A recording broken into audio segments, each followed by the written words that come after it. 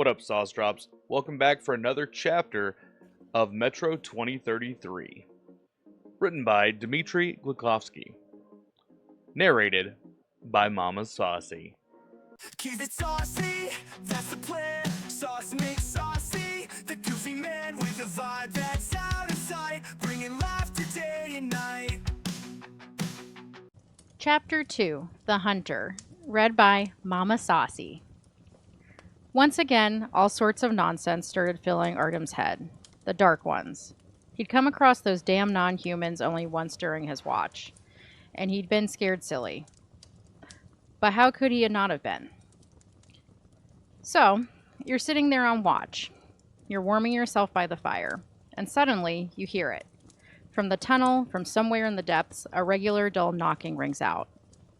First, in the distance, quietly, and then ever closer and ever louder. And suddenly your ears are struck by a horrible graveyard howl, and it's coming closer. And then complete mayhem. Everyone jumps up. They heap the sandbags and crates on which they've been sitting into a barrier, quickly so that there'd be something to hide behind. And the most senior among them shouts with all his might at the top of his lungs, "Alert!" Reserves rush in from the station to give support.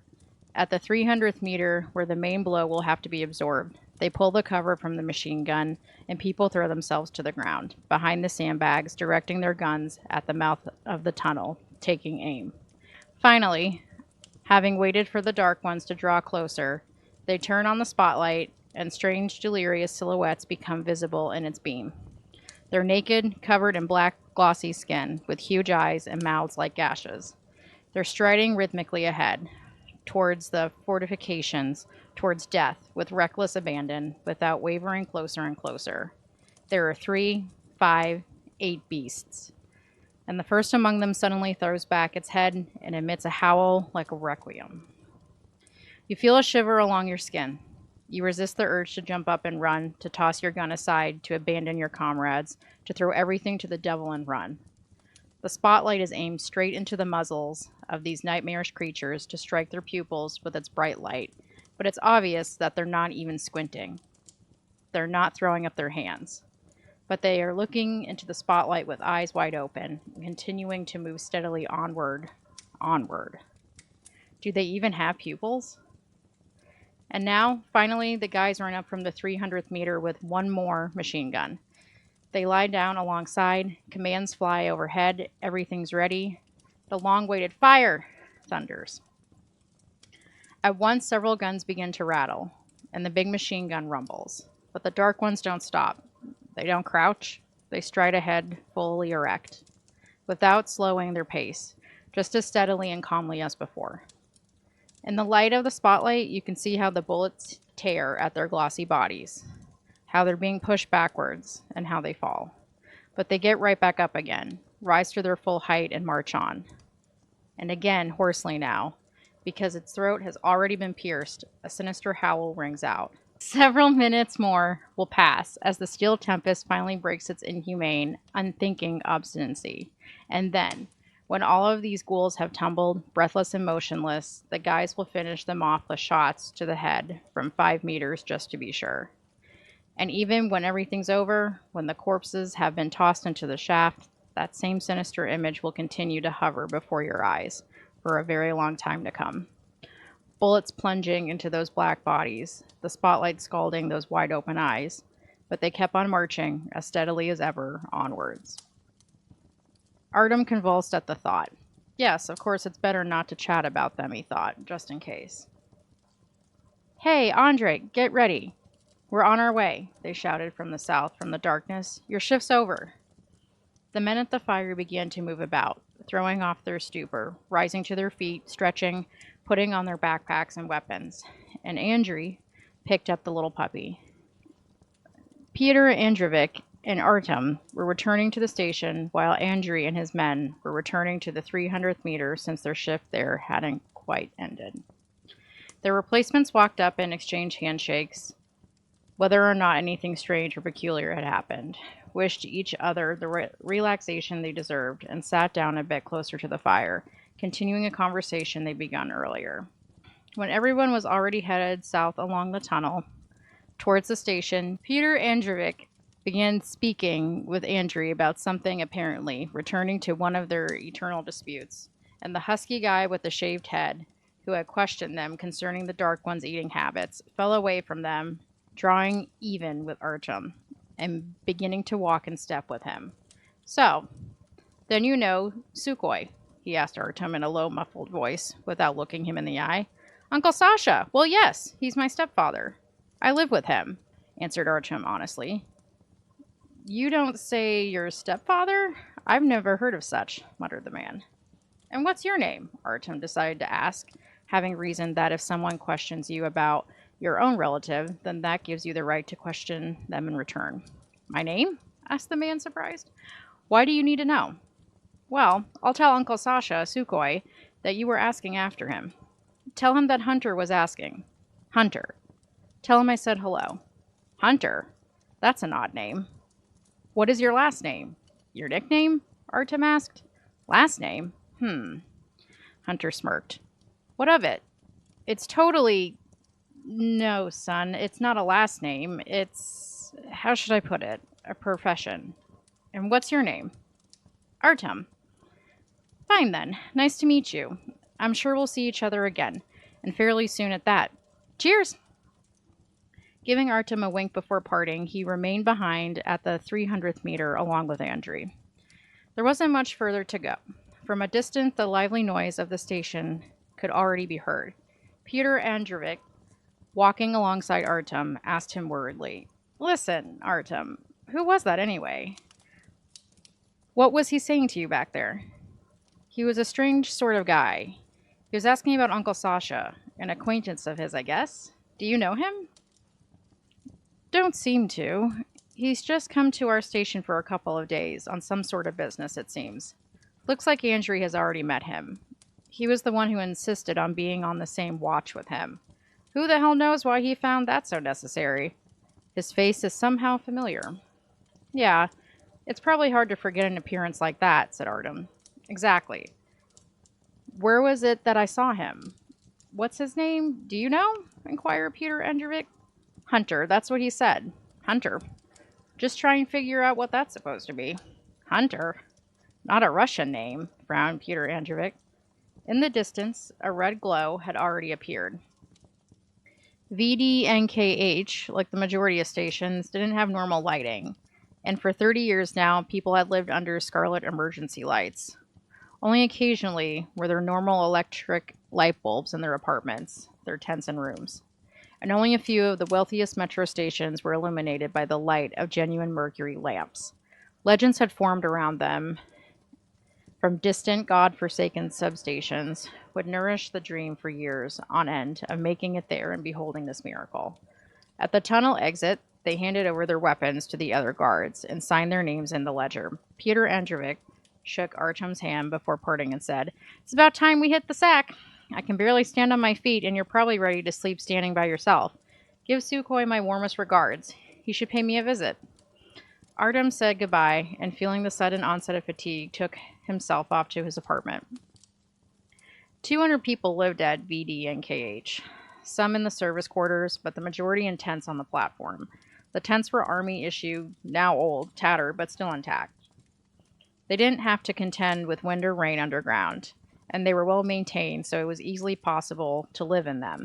They didn't lose heat or light, and they even kept out the noise. What more can one ask for one's housing? The tents were tucked up against the wall on either side, both along the tracks and in the center hall. The platform had been turned into something resembling a street. There was a fairly wide passage along the middle. Some of the tents were large, housing more numerous families, and they occupied the space beneath the archways. But several arches remained free for passage at each end of the hall and its center. There were other accommodations below the platforms as well, but the ceiling there wasn't very high, and they weren't very suitable for habitation. They used them at VDNKH for the storage of its provisions. The two northern tunnels were joined by a side tunnel, several tens of meters beyond the station, which once upon a time allowed trains to turn around and head back in the other direction. Now one of these two tunnels was plugged up. The other led to the north, towards the botanical garden, and almost to Maitishki. They left it as a retreat route in the case of extreme circumstance, and it was there that Artem had been on watch. The remaining segment of the tunnel and the unified stretch between the two tunnels was designated for mushroom plantations. The rails there had been dismantled and the ground had been tilled and fertilized. They hauled waste products there from the cesspit. Tidy rows of mushroom caps shone white along the tunnel. One of the two southern tunnels had been collapsed as well at the 300th meter, and they used the area for chicken coops and pig pens.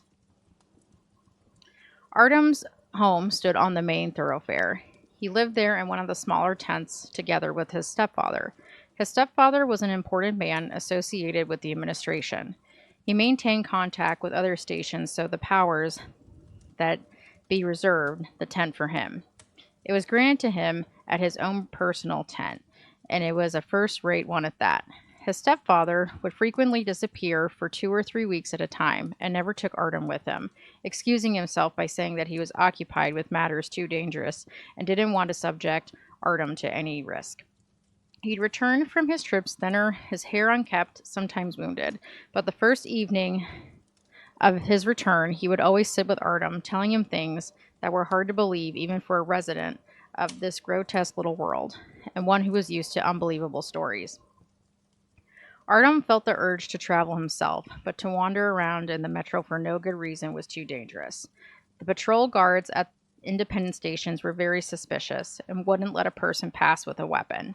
And so, ever since he and his grandfather had come from Savelovskaya, Artem hadn't had the chance to take part in any decent excursions. He'd sometimes be sent to Alexeyevskaya on business, but he didn't go alone, of course. They went in groups, sometimes as far as Rishskaya, but on top of that, he had one more trip under his belt, about which he couldn't tell anyone, although he desperately wanted to.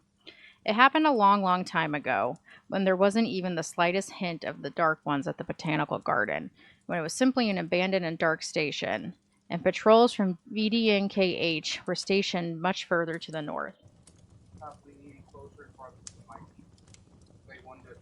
At the time, Artem himself was still just a kid, but then he and his buddies decided to take a risk during a shift change. They stole past. At the time, Artem himself was still just a kid. Back then, he and his buddies decided to take a risk. During a shift change, they stole past the outer cordon with flashlights and a double-barreled rifle stolen from someone's parents and crawled for a long time around the botanical garden station. It was eerie, but it was interesting. In the light of the flashlights, you could see the remnants of human habitation everywhere. Ash, signed books, broken toys, torn clothing. Rats darted about, and from time to time, strange rumbling sounds would ring out from the northern tunnel. One of Artem's friends, he didn't even remember who it was anymore, but it was probably Zena, the most lively and most curious of the three, said, "What if we try to take down the barrier and go up to the surface, up the escalator, just to see what it's like there? To see what's there." Artem had said right away that he was against it. The recent tales his stepfather told him about people who had spent time on the surface were fresh in his mind.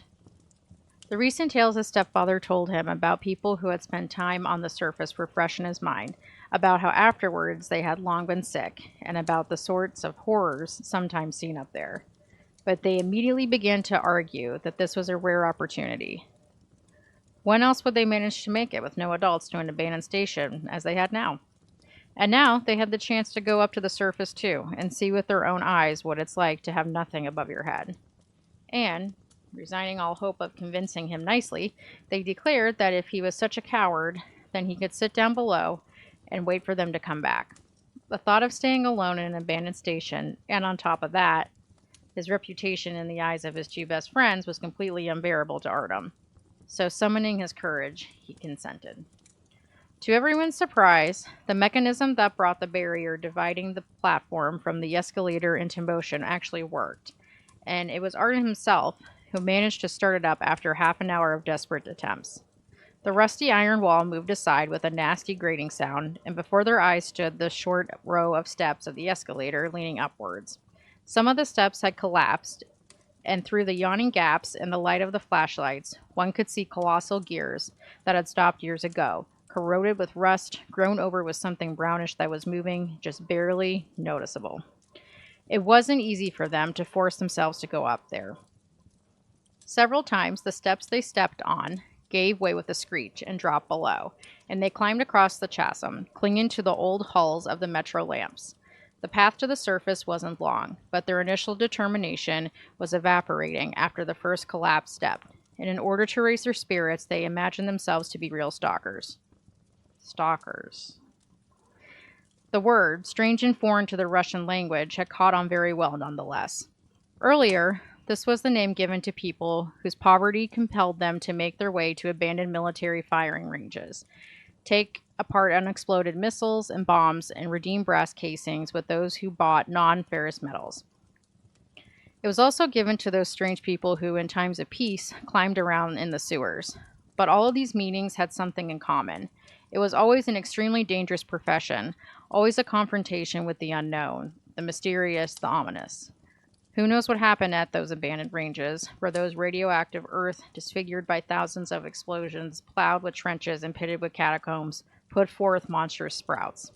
And one could only guess what might dwell in the sewers of a teeming metropolis, once the builders had closed the hatches behind them, leaving those gloomy, narrow, reeking corridors forever. In the metro, the rare daredevils who had the guts to venture to the surface were called stalkers.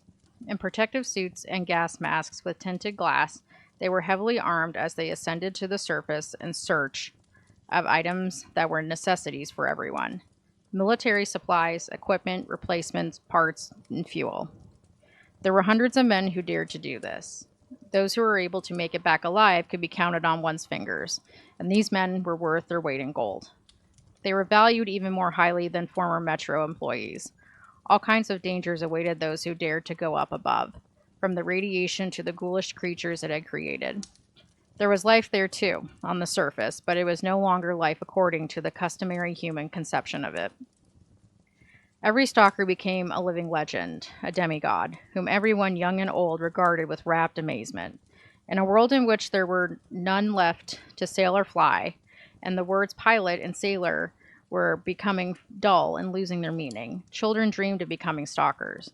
To strike out, clothed in shining armor, accompanied by hundreds of gazes of adoration and gratitude, climbing to the surface, to realms of the gods, to do battle with monsters and returning underground, to bring people fuel, military supplies, light, and fire, to bring life. Artem, his friend Zena, and Vitalik the Splinter all wanted to become stalkers, and compelling themselves to climb upwards along the horrifying, screeching escalator with its collapsing steps, they imagined themselves in protective suits with radiation-damaged monitors, with hulking machine guns at the ready, just as one would expect of real stalkers. But they had neither radiation monitors nor protection, and instead of imposing Army-issue machine guns, they had only the ancient double-barreled rifle, which perhaps didn't even shoot at all. Before long, their ascent was complete, and they found themselves almost on the surface. Fortunately, it was night, otherwise they would have been blinded. Eyes accustomed to darkness and to the crimson light of bonfires and emergency lamps in their many years of life underground wouldn't have withstood the glare. Blinded and helpless, they would have been unlikely to make it back home again. The vestibule of the Botanical Garden Station was almost destroyed. Half of the roof had collapsed, and through it one could see the radioactive dust of the dark blue summer sky, already cleansed of clouds and strewn with myriad stars. But what was the starry sky for a child who wasn't even capable of imagining that a ceiling might not be above his head? When you lift your gaze and it doesn't run up against concrete coverings and rotten networks of wires and pipes, but it is lost instead in a dark blue abyss, gaping suddenly above your head, what an impression! And the stars. Could anyone who had never seen stars possibly imagine what infinity is, when most likely the very concept of infinity first appeared among humans inspired, once upon a time, by the nocturnal vault of the heavens? Millions of shining stars, silver nails driven into a dome of dark blue velvet. The boys stood for 3, 5, then 10 minutes, unable to utter a word. They wouldn't even have moved, and by morning would certainly have been cooked alive if they hadn't heard a blood-curdling howl ring out nearby. Coming to their senses, they rushed headlong back to the escalator and raced down it as fast as their legs could carry them, having thrown all caution to the wind and several times nearly plunging downwards into the teeth of the gears. Supporting each other and pulling each other out, they made the journey back in a matter of seconds. Spinning down the final 10 steps like a top, having lost the double-barreled rifle along the way, they immediately lunged toward the control panel in the barrier. But, damn it, the rusted old iron had become wedged, and it didn't want to return to its place. Scared half to death that the monsters would pursue them from the surface, they raced off homewards to the northern cordon. But, remembering that they'd probably done something very bad, having left the hermetic gates open, they had possibly left the path downward into the metro and to people, open for the mutants. They found the time to agree to keep their lips sealed and not to tell any of the adults where they'd been. At the cordon, they'd said they'd gone to a side tunnel to hunt for rats, but had lost their gun, become frightened, and returned. Artem, of course, caught hell from his stepfather. His rear end smarted for a long time from the officer's belt, but Artem held up like a captive partisan and didn't blurt out his military secret, and his comrades kept silent as well. Everyone believed them, but now, when he thought of their escapade, Artem fell more and more often into reflection. Was this journey, and more importantly, the barrier they'd opened, connected somehow to the scum that had been assaulting their cordons for the last several years? Greeting passerbyers, stopping now, and then to hear some news, to shake hands with a friend, to land a kiss on the cheek of a familiar girl, to tell the older generations about his stepfather's dealings, Artem finally reached his home. Nobody was there, and he decided not to wait for his stepfather to go to bed. An 8-hour watch was enough to take anyone off their feet. He threw off his boots, took off his jacket, and planted his face in the pillow. Sleep didn't make him wait. The flaps of the tent were lifted, and a massive figure slipped quietly inside, whose face couldn't be seen. The one thing visible was the ominous gleam of a smooth skull reflecting the red emergency lights. A muffled voice was heard. "We meet again. Your stepfather, I see, is not here. Doesn't matter, we'll find him sooner or later. He won't get away. For now, you'll come with me. We have something to talk about. For example, the barrier at the botanical gardens." Artem, frozen, recognized the guy he had met at the garden earlier, the man who had introduced himself as Hunter. The man came closer, slowly, silently, and his face was still not visible. For some reason, the light was falling in a strange way. Artem wanted to call for help, but a powerful hand, as cold as death, clamped onto his mouth. At last he managed to grab hold of a lantern, turn it on, and light up the person's face. What he saw rendered him powerless for a moment and filled him with horror. What loomed in front of him was not a human face, but a terrible black muzzle with two huge, vacant and whiteless eyes and a gaping maw. Artem darted and threw himself out of the tent. The light suddenly went out and the station became totally dark. There was only some weak reflected light from a small fire somewhere in the distance. Without pausing for thought, Artem rushed in that direction toward the light. The ghoul jumped towards him from behind, growling, "Stop! You have nowhere to run!" He roared with terrifying laughter, which slowly became a familiar graveyard howl.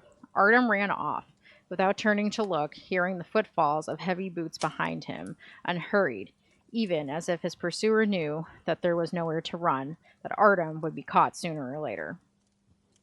Artem ran up to the fire and saw a figure sitting there with its back to him. He was going to tap the sitting person on the shoulder and ask for help, but the person suddenly fell backwards, and it was clear that he had been dead a long time, and his face was covered with hoarfrost for some reason. And in the face of his frozen person, Artem recognized Uncle Sasha, his stepfather. "Hey, Artem, that was a good sleep. Now get up. You've been snoozing for 7 hours in a row already. Get up, sleepyhead. We have guests coming," Sukhoi's voice rang out. Artem sat up in the bed and stared at him, stunned. "Oh, Uncle Sash, is everything okay with you?" he asked at last after a minute of blinking. It was hard for him to overcome the urge to ask him if he was alive or not, and that was only because of the fact that it was standing right in front of him. "Yes, as you can see. Come on, get up. No point lying about. I want to introduce you to my friend," said Sukhoi. There was a familiar but muffled voice nearby, and Artem was covered in perspiration, remembering his recent nightmare. "So, you've met already?" Sukhoi was surprised. "Well, Artem, you're sharp." Finally, the visitor squeezed into the tent. Artem shuddered and pressed against the tent wall. It was Hunter. The nightmare came alive again. Dark, vacant eyes, the roar of heavy boots behind him, the stiff corpse sitting in the fire. "Yes, we've met," Artem managed to squeeze out his reply, and reluctantly extended a hand to the visitor. Hunter's hand was hot and dry, and Artem slowly started to convince himself that it was just a dream, that there was nothing sinister about this person, that it was just his imagination ignited with fear after 8 hours at the cordon, playing out his dreams. Listen, Artem, do us a favor. Boil some water for tea. Have you tried our tea? Sukhoi winked at the visitor. A poisonous potion. I know it, Hunter responded, nodding. Good tea. They make it at Pashaniki, too. Pig swill. But here it's a different matter. Artem went to get the water, then to the communal fire to boil the kettle. It was strictly forbidden to make fires inside tents. A couple of stations had burnt down due to tent fires before now. On the way, he thought about Pishaniki. It was at the other end of the metro system, and who knows how long it would take to get there. How many transfers, crossings, through how many stations you'd have to go. Lying sometimes, fighting sometimes, other times getting through thanks to connections. And this guy says casually, they make it at Pishaniki, too. Yes, he's an interesting character, even if a little scary. His grip squeezes like a vice, and Artem wasn't a weakling. He was always eager to compare strength with a good handshake. Having boiled the kettle, he returned to the tent. Hunter had already thrown off his raincoat, under which you could see a black polo neck jumper, tightly filled with a powerful neck and a bulging, strong body, and military trousers drawn tight with an officer's belt. On top of the polo neck, he was wearing a vest with lots of pockets, and a holster hung under his arm containing a burnished pistol of monstrous size. Upon closer inspection, Artem could see that it was a Stiction with a long silencer, and it had something attached to it, which by the looks of it was a laser sight. A monster like that would cost you all you had. The weapon, Artem noted immediately, was a simple one. Not for self-defense, that was for sure. And then he remembered that when Hunter introduced himself, he added, as in someone who hunts. So, Artem, pour the visitor some tea. Yes, and you, Hunter, take a seat. Tell us how you are, Sukhoi was very excited. Devil knows how long it's been since I saw you. I'll tell you about myself later. There's not much to say, but strange things are going on with you, I hear. Goblins are crawling around, coming from the north. Today I was listening to fairy stories while standing with the patrol. What's up? Hunter spoke in a brief, choppy phrase. It's death, Hunter. Sukhoi's mood suddenly darkened. It's our death stealing up from the future. Our fate is creeping in. That's what it is. Why death? I heard that you crushed them very successfully. That they're disarmed. Well? Where are they from and who are they? I've never heard anything like this at any of the other stations. Never. And that means that it isn't happening anywhere else. I want to know what's up. I'm sensing a great amount of danger. I want to know the level of danger. I want to understand its nature. That's why I'm here. Danger should be liquidated, right, Hunter? You're still a cowboy, Hunter. But can danger be liquidated? That's the question. Sukhoi grinned sadly. That's the hitch. Everything here is more complicated than it seems to you. A lot more complicated. This is not just zombies and corpses walking around cinema screens. That's too simple. You load a revolver with silver bullets, Sukhoi demonstrated by putting his palms together and pretending to point a pistol as he continued, pow pow. And the forces of evil are slain. But this is something different, something frightening. And as you well know, it's hard to scare me. You're panicking? Hunter asked, surprised. Their main weapon is horror. The people are barely maintaining their positions. People are sleeping with machine guns, with Uzis, and they're coming at us unarmed. And everybody knows that there's a higher quality and quantity of them still to come. They are almost running away, going crazy from the horror of it. Some have already gone crazy between you and me. And this isn't just fear, Hunter. Sukhoi lowered his voice. This, I don't even know how to explain it to you plainly. It gets stronger every time. They are getting into our heads somehow. And it seems to me that they're doing it on purpose. You can sense them from afar, and the feeling gets stronger and stronger, and the agitation is so vile that your knees start to shake. And you can't hear anything yet, and you can't see anything, but you already know that they're coming nearer. And then there's a howl, and you just want to run, but they're coming closer, and you're starting to shake. And a while later, you can see them walking with open eyes into the searchlights. Artem shuddered. It seemed that he wasn't the only one tormented by the nightmares. He used to try not to talk about it to anyone. He was afraid that they would take him for a coward or for a lunatic. They're crippling our minds, the reptiles, Sukhoi continued. And it's like they just adjust themselves to your wavelength, and the next time they come, you feel them even more strongly, and you're even more afraid. And this isn't just fear, I can tell you. He went silent. Hunter was sitting there without moving, studying him, and apparently thinking over what he'd heard. Then he took a mouthful of hot brew and spoke slowly and quietly. This is a threat to everyone, Sukhoi. To the whole filthy metro, not just to your station. Sukhoi was silent, as though he didn't want to reply, but suddenly he burst out. The whole metro, you think? No, not just the metro. This is a threat to the progress of mankind, which got itself into trouble with its progress already. It's time to pay. It's a battle of species, Hunter, a battle of species. And these dark ones are not evil spirits, and they aren't some kind of ghoul. This is a homo novus, the next stage in evolution, better adapted to the environment than us. The future is behind him, Hunter. Maybe Homo sapiens will rot for another couple of decades or for another 50 in these demonic holes that we've dug ourselves.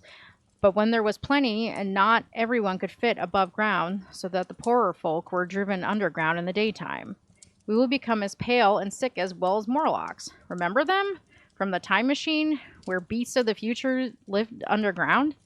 They too were Homo sapiens. Yes, we are optimistic. We don't want to die.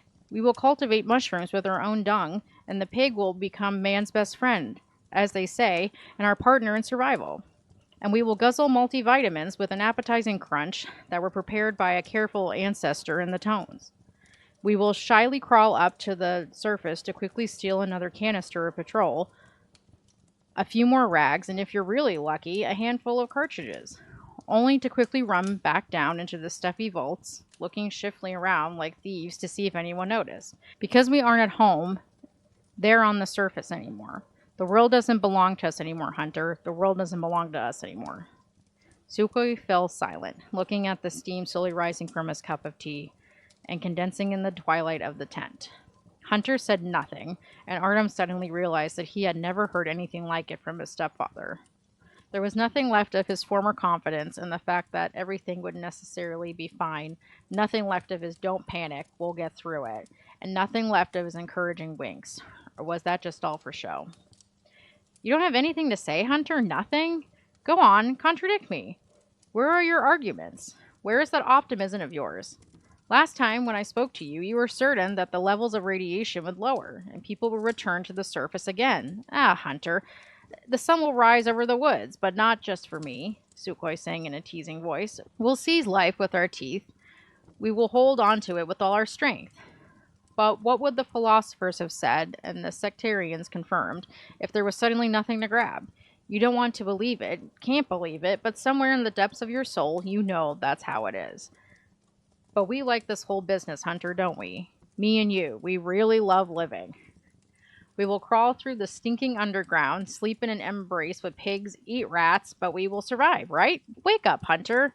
No one will write a book about you called The Story of a Real Person. No one will sing about your will to live, your instinct for self-preservation. How long will you last on mushrooms, multivitamins, and pork? Surrender, Homo sapiens. You are no longer the king of nature. You've been dethroned. No, you don't have to die instantly. Nobody will insist on that. Crawl on a little more in agony, choking on your own excrement. But know this, Homo sapiens, you are obsolete. Evolution, the law of which you understood, has already created its new branch, and you are no longer the latest stage, the crown of the creation. You're a dinosaur. Now you must step aside for a new, more perfect species. No need to be egotistical. Game over. It's time you let others play. Your time is up. You're extinct. And let future generations rack their brains over the question of what made Homo sapiens extinct. Though I doubt anyone will be interested. Hunter, who was studying his fingernails through this monologue, raised his eyes to Sukhoi and said gravely, "You have really given up on everything since I last saw you. I remember that you were telling me that if we preserve culture, if we don't turn sour, if we don't stop using proper Russian, if our children learn to read and write, then we'll be fine and we'll last here underground. Didn't you say all of that, or wasn't it you? And now, look at you. Surrender, Homo sapiens. What the hell is that?" Yeah, well, I just figured out a thing or two, Hunter. I have felt something which you have yet to get, and maybe you'll never get it. We are dinosaurs, and we are living the last days of our life. It might take 10 or even hundreds of years, but all the same. Resistance is futile, right? Hunter offered in a mean voice. What are you driving at? Sukhoi was silent, his eyes downcast. Clearly, this had cost him a lot. Having never admitted his weakness to anybody or said such a thing to an old friend. Even worse, that it was in front of Artem. It was painful to him to hold up a white flag. But no, you won't wait, Hunter slowly said, standing up to full height.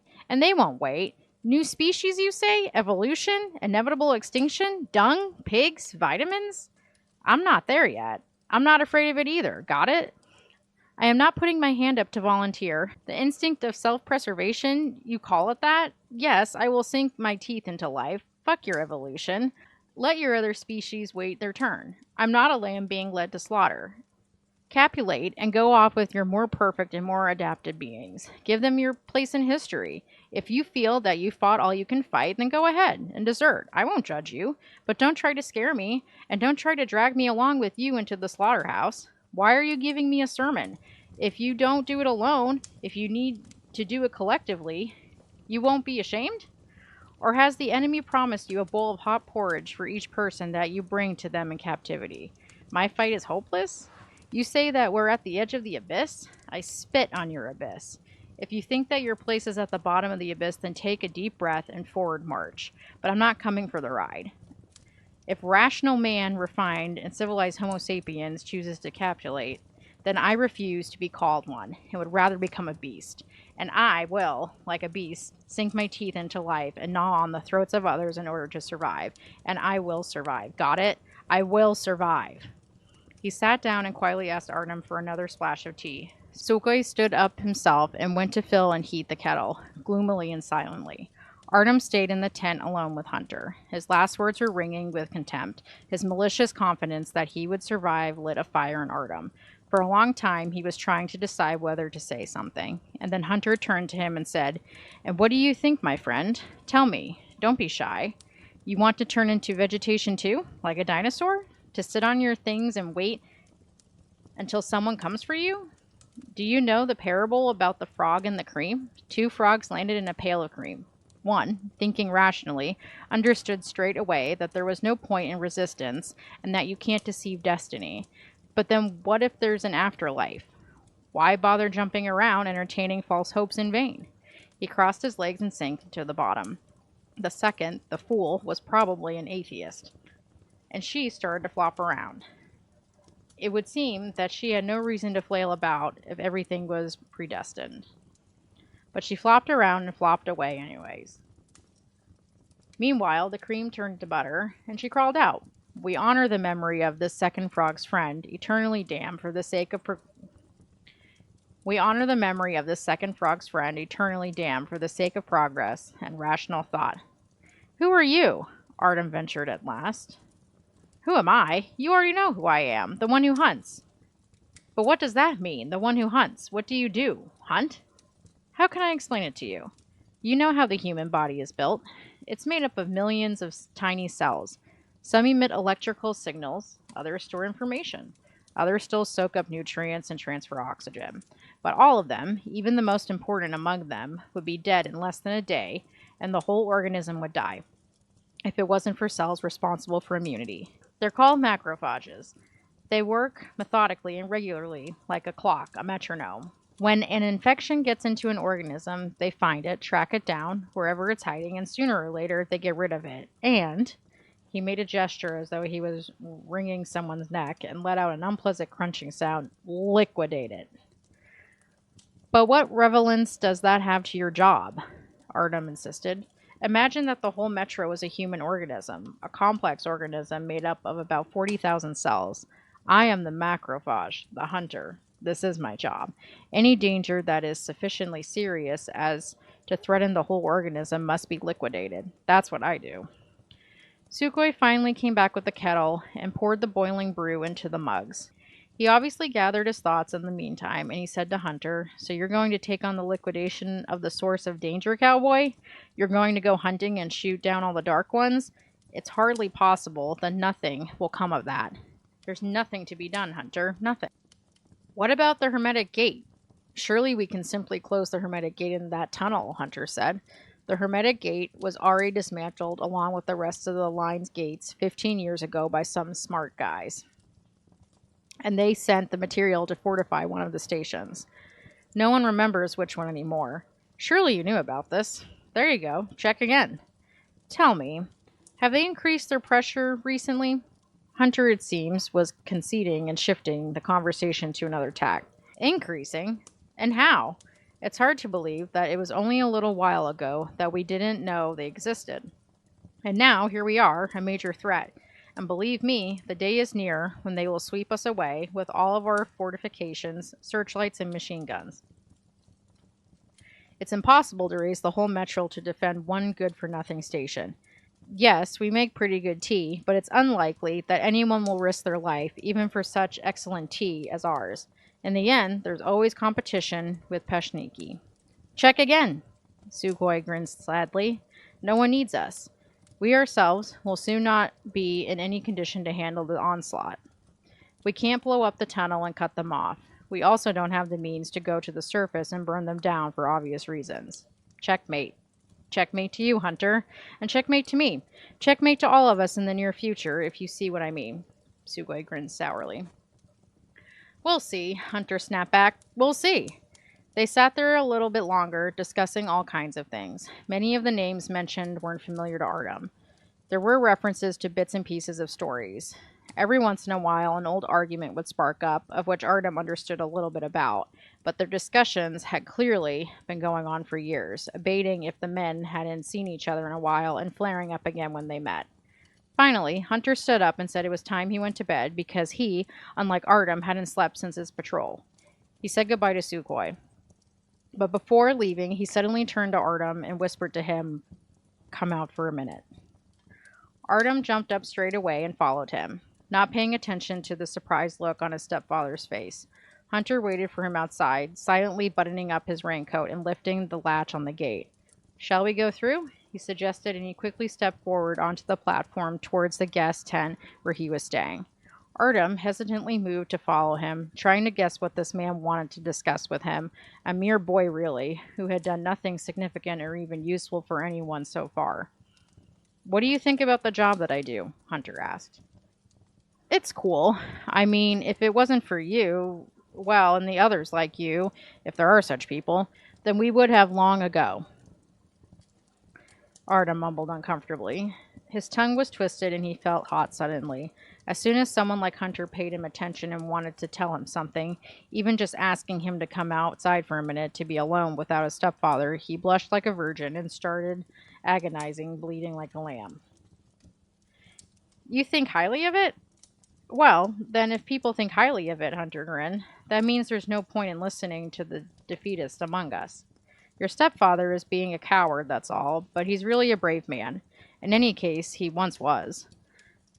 Something horrific is happening here, Artem, something that can't be allowed to continue. Your stepfather's right. These aren't just the goblins we've seen at dozens of other stations. These aren't vandals. They're not just degenerates. This is something new, something meaner. There's a chill in the air. There's death in the air. I've only been here 2 days, and I'm already being penetrated by the fear here. And the more you know about them, the more you study them, and the more you see them, the stronger the fear, as far as I understand. You, for example, have only seen them often." "Only once so far. I've only just started on the Northern Patrol, though," Artem confessed. "But if I'm honest, once was enough. I've been tortured by nightmares ever since. Like today, for example, and it was a while ago that I saw them." "Nightmares, you say? You too?" Hunter frowned. "Yes, it doesn't look like a coincidence. And if I live here for a bit longer, another couple of months, and go on patrols regularly, then it's not out of the question that I'll turn sour too. No, my lad, your stepfather is mistaken. It isn't him speaking.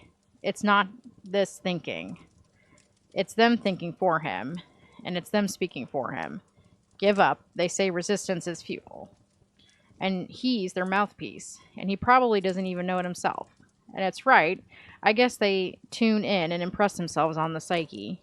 Fiends. Tell me, Artem. Hunter turned to him straight on, and the boy understood. He was about to tell him something really important. Do you have a secret? Something that you wouldn't tell anyone on the station, but that you could tell a passerby, perhaps? Well, Artem hesitated, and for a perceptive person, that would have been enough in order to understand that such a secret existed. And I have a secret too. Why don't we swap? I need to share this secret with someone, but I want to be sure that they won't blab. That's why you give me yours, and don't let it be any crap about a girl, but something serious, something that no one else should ever hear. And I'll tell you something. This is important to me, very important, you understand? Artem wavered. Curiosity, of course, had got to him, but he was frightened of telling a secret to a man who was not only interesting to talk to, and who had seen many adventures, but, by the looks of things, was also a cold-blooded murderer, who wouldn't hesitate in the slightest to remove any obstacle in his path. And what if Artem happened to have been an accessory to the excursion of the Dark Ones? Hunter looked into his eyes reassuringly. You have nothing to be afraid of in me, I guarantee. And he winked fraternally. They had walked up to the guest tent that had been given to Hunter for the night, but they remained outside. Artem thought again for the last time and decided what to do. He took in some more air and then hurriedly, in one breath, laid out the whole story of the expedition to the botanical gardens. When he was finished, Hunter was silent for a time, digesting what he'd heard. Then, in a hoarse voice, he said, Well, generally speaking, you and your friends should be killed for doing that, from a disciplinary point of view. However, I already guaranteed you inviolability. But that doesn't extend to your friends. Artem's heart jumped. He felt his body freeze in fear and his legs falter.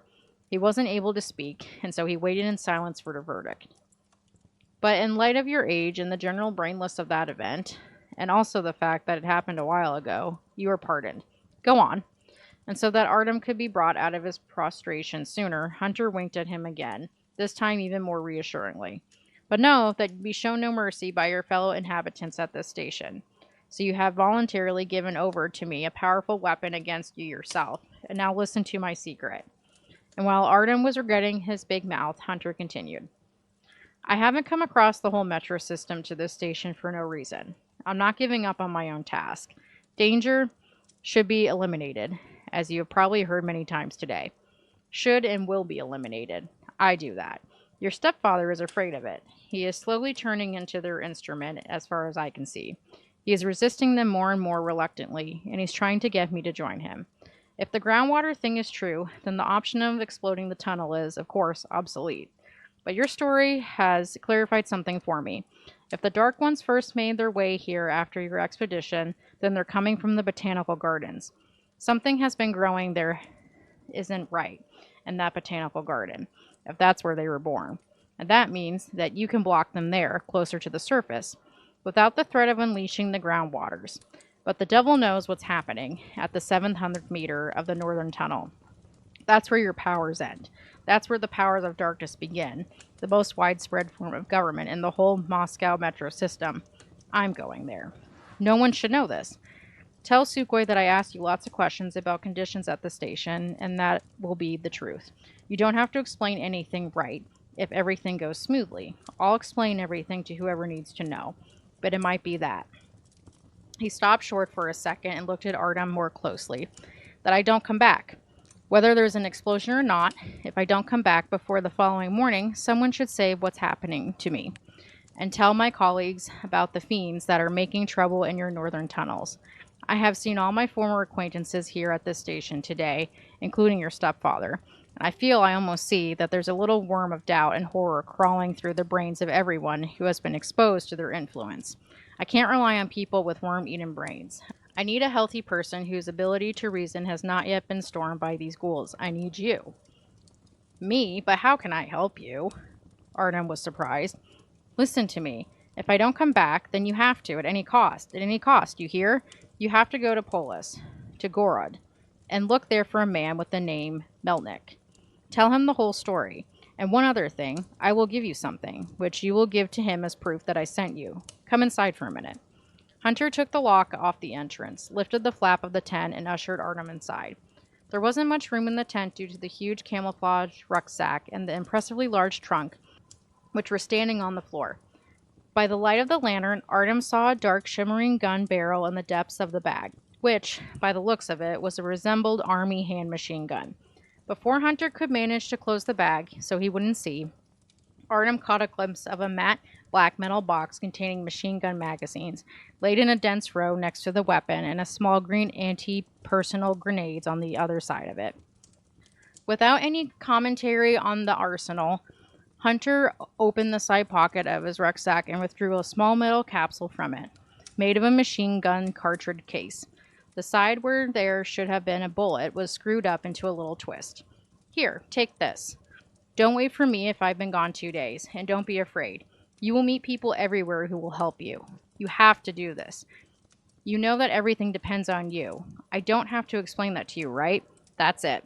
Wish me success and get out of here. I need to catch up on some sleep.